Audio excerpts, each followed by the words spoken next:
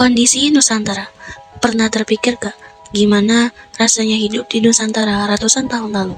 Sebelum ada gedung tinggi atau sinyal internet, wajah negeri kita didominasi hutan tropis, rimbun, dan sungai yang jernih banget. Dulu, orang-orang nyebrang pulau pakai kapal cadik, tapi sekarang jarak berasa makin pendek berkat tol, laut, sampai kereta cepat. Tapi jujur deh, kerasa gak?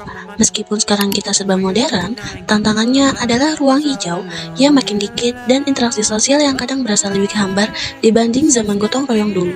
Ekonomi dan konektivitas. Perubahan besarnya juga merembet ke ekonomi kita.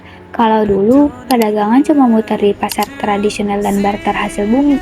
Sekarang, Nusantara sudah jadi pemain global dengan ekonomi digital yang kuat. Jarak bukan lagi hambatan. Dulu butuh berbulan-bulan buat kirim barang pakai kapal cadik. Sekarang berkat tol laut dan kargo udara, ekonomi kita terhubung dari Sabang sampai Merauke dalam hitungan jam. Gak cuma itu, sistem pemerintahan kita juga berevolusi dari sistem kerajaan yang sangat kental dengan adat. Sekarang kita jadi negara demokrasi yang modern. Dulu suara rakyat mungkin cuma terdengar di balai desa lewat gotong yang fisik, tapi sekarang aspirasi kita bisa langsung sampai ke pemerintah lewat ruang digital. Tapi ya itu sisi negatifnya. Ikatan emosional kita secara langsung kadang terasa lebih hambar karena terlalu sibuk di balik layar. Tapi tenang, di tengah arus modernitas, anak muda kita pinter banget melakukan rebranding.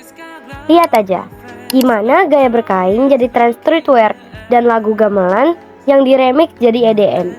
Kita membuktikan kalau ekonomi kreatif berbasis budaya itu punya nilai jual yang tinggi di kancah internasional. Kita nggak cuma ikut-ikutan tren luar, tapi kita yang bikin tren itu sendiri. Satu hal yang nggak boleh kita tinggalin adalah pondasi karakter kita.